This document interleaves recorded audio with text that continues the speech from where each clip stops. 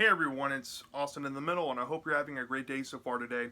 I have another movie review of a underrated MCU film that I just don't think gets enough love. It's one of my personal favorites of the MCU universe. Nobody ever talks about it. It's normally in the middle of the pack on people's rankings of the entire universe, and it's upsetting to me because I love so much about this movie, and I just want to talk about why I love it so much. And the movie is called Captain America the First Avenger. This movie came out, I think, in 2011. It's been like 12 years since this movie's come out. Wow, time flies, man. It was directed by Joe Johnston.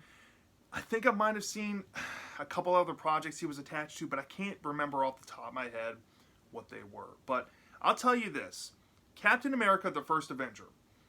This takes me back to the late 2000s, early 2010s. I remember when this movie got announced, and Paramount was slating their original lineup of the MCU movies in conjunction with Disney. When I saw that Captain America the First Avenger was coming out, I was so excited. I can't tell you how glued I was to the internet trying to find updates on who they're going to cast, who's going to be attached to it. And when I heard that Chris Evans, who played Johnny Storm and the original 20th Century Fox Fantastic Four universe, I was at first taken back by that. But then when I started seeing concept photos leaked on the internet, and I saw who else was going to be attached to it, and I saw that this was going to be pretty much a kick-ass movie, I was on board with this. And after watching the movie, I was forever sold that Chris Evans will always be Steve Rogers' Captain America. Wow. I watch this movie at least once a year, every year. I normally try to do it around the summertime, only because around the 4th of July, it's a very patriotic movie. Yes, people have criticized this movie to no end about being essentially a propaganda movie, about like American propaganda during World War II. But you know what?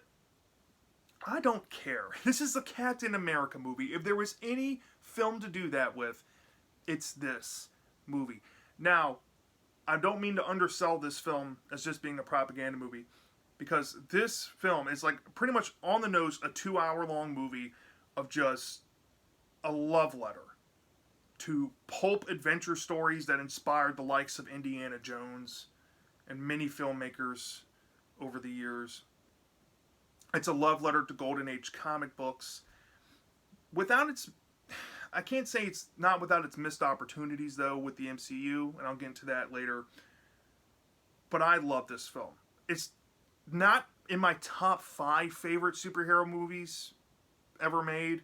Maybe I should say it's in my top 10 Marvel movies, more so than my top 10 superhero movies.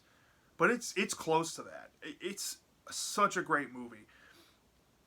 It gets better on age. Maybe in a few years, if I keep watching this film, it'll creep up, make it into my top 10 of all time.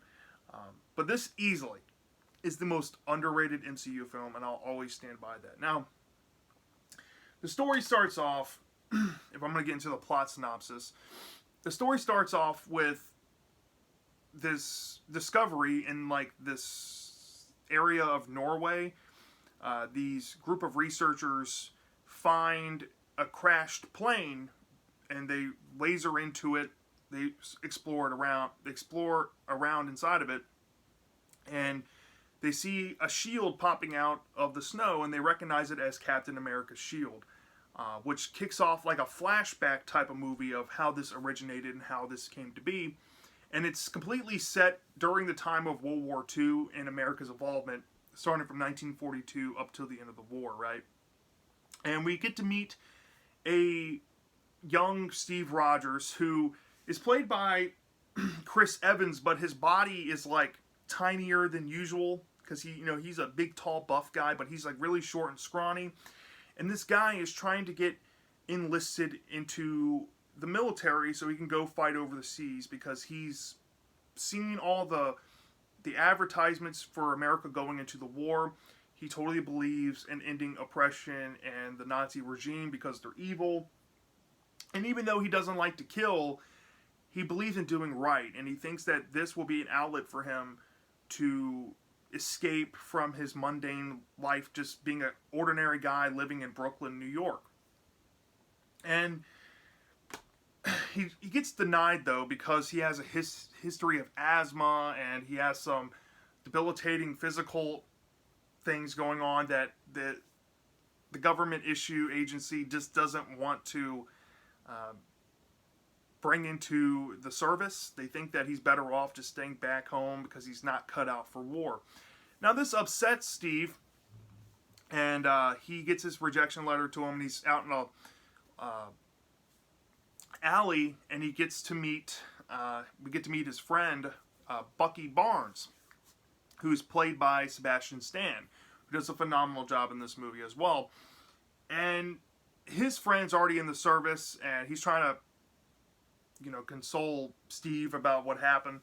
And Steve is not happy, but he has really no choice in the matter. And we get to see, scenes of Steve in, a movie theater where they're playing cartoons, but they're playing, war ads, and people are getting upset. And Steve's like, show some respect. You can tell that he's an honorable guy. You can tell that through and through, he has American pride to the core, right? Well, we get to see some really cool, flashback effects, I guess, of what New York would have looked like back in the 40s. And we see this World Showcase going on around this time. And since this is early MCU, it ties into the Iron Man movies with Robert Downey Jr., except it's his father around this time showcasing some Stark Industries technology of the time. And we see some cool Easter eggs of John Hammond's Human Torch. If you don't know who that is, he was the cover of the very first Marvel Comics #1. I mean, he goes back, way back. And I'm upset that the film didn't get to use his character, but we'll get into that later. And at this World Showcase, and they're looking at everything, and Steve gets inspired to try again at getting into the service. And he tries again, and this time he ends up succeeding with the help of the scientist played by Stanley Tucci. And, of course, Steve is sent off to basic training, where we get to meet one of his superiors played by Tommy Lee Jones.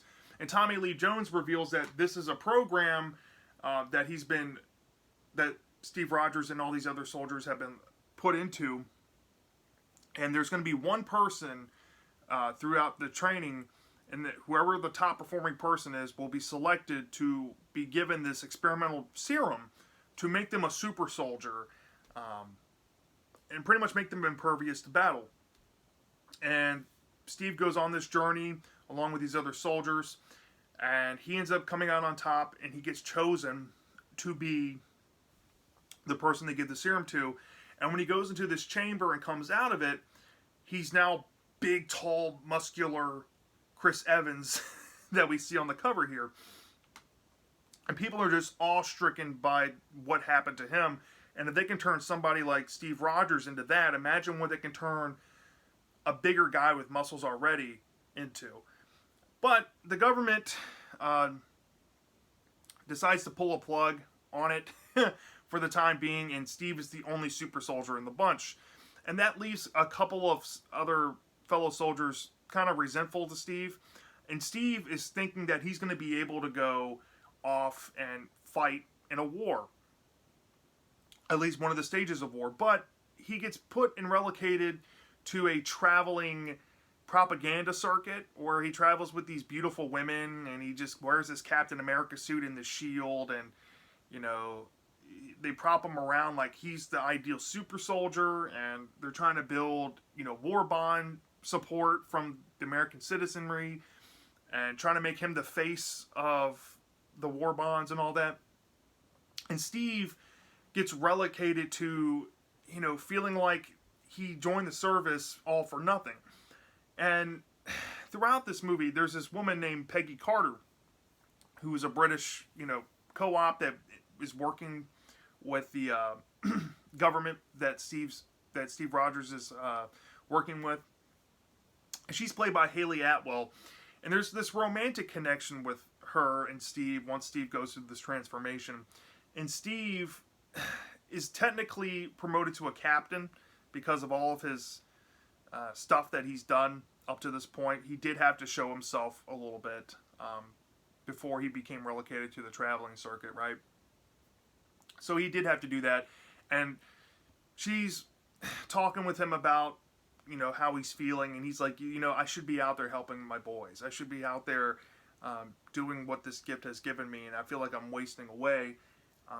And we get an idea of what he has done for the American people. Like, they've made comic books after him. They've just really taken in his message, and they believe wholeheartedly that this war is going to pan out. But Steve realizes at one point that he's going to have to be the person to help this war end and help America defeat the enemy.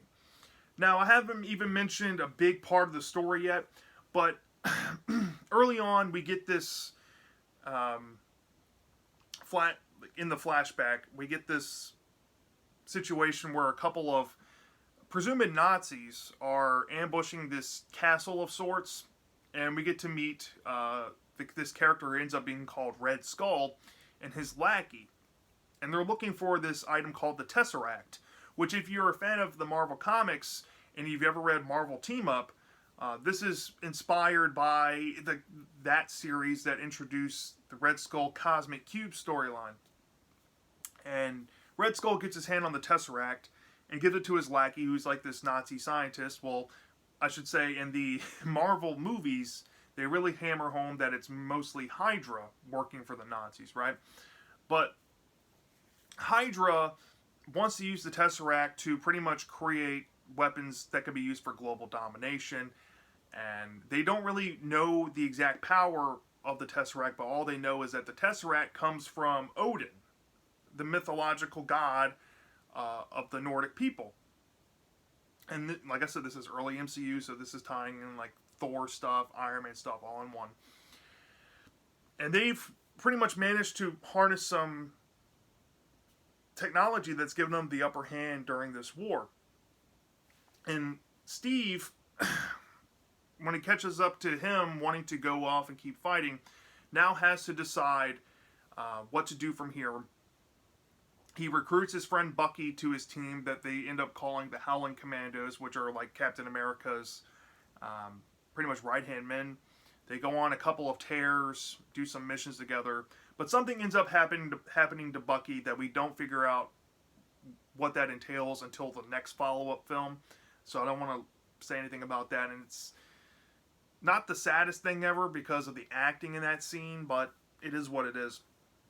And Steve feels heartbroken over what happened to Bucky, and he's made it his mission to try to put an end to Hydra and their overall plan. And we get this sense that Steve is hell-bent on getting the Tesseract and ending Red Skull's plan altogether. And we discover what Red Skull's plan is.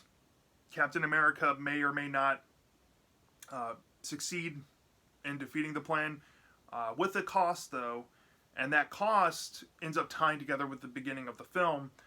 And the ending of the movie itself implies that there's more to the story in present day, and we get to see what happens in the next film. And that essentially is Captain America, the first Avenger. At least that's what you're going to expect to get out of the film. Like I said, I try to keep it as surface level as possible. Don't want to give too many spoilers. I want you to go in there and just enjoy the movie. Now, if I had any negatives with the movie, it's some spotty acting here and there, specifically from Chris Evans' part, unfortunately. Now, I know he said in past interviews that one of the biggest hurdles he had to overcome when taking on the Captain America role was just the pressure of being Captain America. And he's openly said he's not the proudest of some areas of his acting throughout his career. He kind of makes some jokes about himself with the Fantastic Four movies sometimes. But mainly, he's like, there's some scenes that he wishes he can go back and perfect in some of these older Marvel movies. And there's some scenes in this film that I think his acting just doesn't really translate what's going on to his character. Prime example would be the scene that happens with Bucky. When we see what happens to him, it's kind of tragic, but there's just no emotion. coming out of his character. And even after that, when he's dealing with the aftermath, I don't really get a sense of believability from his character. And that's unfortunate. And I do feel that even when he's skinny, when he's a little tiny version of Steve Rogers, I know they had to like superimpose his face on like a CGI body, or maybe they actually had somebody's actual body just with his face imposed. But some of his acting there too just looks kind of off. I don't know if it's the effects or whatnot. I just don't think that his emotional range comes out like some other films in the MCU, if I'm being honest. And I think that he's really the only weak, or I shouldn't say weak, but one of the weaker performances of the whole film. Everybody else was on their A game. Everybody else brought it, and they did what they had to do. Minus Chris Evans, in my opinion. And my other negative with the movie is just that this is just one of the biggest missed opportunities in the MCU history with this film. There was so much setup early on. You had the Easter egg of John Hammond's Human Torch, right? You had Bucky Barnes. You had Steve Rogers. All you needed to add was Toro. I know this was really far back in the MCU. I don't know if this was the plan or not, but we should have gotten, instead of the Howling Commandos being Steve Rogers' lackeys throughout the war, they should have done the Invaders or the Liberty Legion. The Liberty Legion, I think, was the Golden Age name of the team, or All-Star Squadron, whatever it was called. It was something All-Stars, I think. But anyways, you had like Golden Age superheroes like Red Raven, the Wizard, Liberty Girl. I mean, there's so many Golden Age characters. Toro, which was John Hammond's sidekick. Of course, you had Namor, the Submariner. Why didn't we have those characters working with Steve? I think that would have been a better angle, to be honest. You could have had all these Golden Age heroes helping Steve Rogers, and then when you go into future films, you have these characters laying around in the background that you can end up using later. Like Namor, prime example. John Hammond's Human Torch, prime example. This could have spawned an Invaders spin-off movie or show or something like that. And that's why I think this is the biggest missed opportunity, because this is a World War II based film, and it's the only one we've gotten in the MCU. And it's such a shame because there's so many great stories left in this time period that just have gone untouched and unvetted. And they could have been done way earlier on. Like, imagine in the Avengers Endgame, when they go back in time and mess with stuff, they could have gone back to like the 40s and interacted with some of these Golden Age superheroes and recruited them to their team in the Battle of Endgame. How cool would have that been? Just, we get none of that. And, we had an issue for the longest time of getting Johnny Storm's Human Torch into the MCU. We could have had John Hammond at least far enough in the future, far back as this film. I'm guessing it might have been a rights issue, but then again, they made an Easter egg of him in the film, so big wasted opportunity in my opinion. World War II is one of my favorite aesthetics in film. That's why I love the Indiana Jones movie, and this is no different. We could have had so much more out of this time period than we got, and it's kind of sad. We did get the Peggy Carter show, but it is what it is. But the positives. I want to start off by my biggest positive about this movie. The aesthetic of this film is absolutely great. It's spectacular. Like I said, I love the World War II aesthetic going on in this film. It is absolutely stand out in the Marvel films, even up to this point, whether we're talking outside of the MCU or MCU proper. The setting to this film and the atmosphere, you cannot touch this in terms of the movies. This is just so spot on. I want to give a round of applause to the effects department, to the costume designers. Everybody brought it here. It was great. It was so believable as a World War II era movie that it kind of made me think about Indiana Jones and What I love so much about those first three films and Kingdom of the Crystal Skull, in my opinion, this is kind of like an adjunct fifth movie that kind of fits into that realm. Same thing with The Rocketeer, which is an underappreciated 1990s Walt Disney film that adapted Dave Stevens' pulp era, inspired superhero. That film has the same aesthetic as this film, and this film has the same aesthetic as the Indiana Jones movies. And I love that for that. I love how much effort they put into making this film feel authentic. It's just great. The supporting cast, like I said, Chris Evans is the deterrent, but Haley Atwell, Tommy Lee Jones, Sebastian Stan. Who's the guy that played? Is it Dominic Cooper? I don't know. I forget who plays Red Skull, but Red Skull, fantastic job. Fantastic job on the lackey character. Stanley Tucci's character was great as a scientist. I mean, seriously, great cast. Even the Howling Commandos, when we got to see their personalities, there were some recognizable faces I saw in there. But for the most part, solid job, right?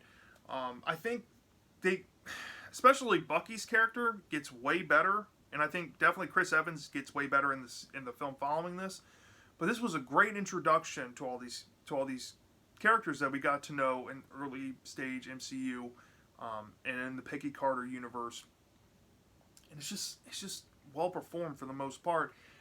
And I have to say the story was really impactful to me. I loved getting the backstory of Steve Rogers, making him feel less like a larger than life character that's constantly put on this pedestal when we're talking about the comic series and stuff. Cap's always been given that Avengers pedestal, and his solo comic series, especially back in the day, was great.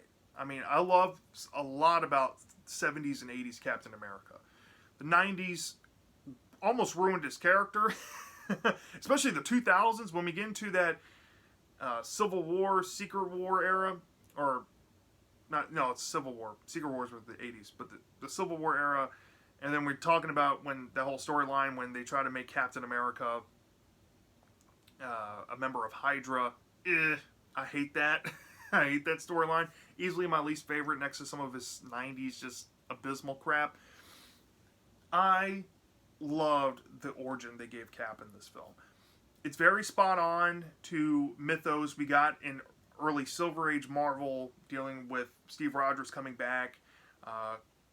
Like in the comics, he was frozen in ice. They found him and brought him back to life. The serum was the real reason why he was able to stay alive and frozen in time, essentially. The same origins applied here. And there's some Golden Age mythos that I recognize because I've read some Golden Age Cap sprinkled in there as well. And like I said, some people might have an issue with how much propaganda is thrown into the movie. In my opinion, yeah, it's not the worst thing ever. I don't find it as a negative, but instead of doing the propaganda angle with him, having him travel around and being just a walking billboard for the war, they should have just put him kind of what they did to Ben Grimm in in that Fantastic Four remake from the 2010s, the one with Tom Holland. Not a big fan of that movie. But they could have made him on a secret mission corps, maybe working with the All Winners Club or whatever they're called, or the Liberty Legion, whatever they wanted to call them. They could have put him on like a super team, and then maybe the super team got disbanded or destroyed, and he was like the remnant left. They could have had way more action thrown at you than just throwing you on this monotonous, we're going touring for war bonds crap. I get it. It's also kind of in your face with Americanism, and yeah,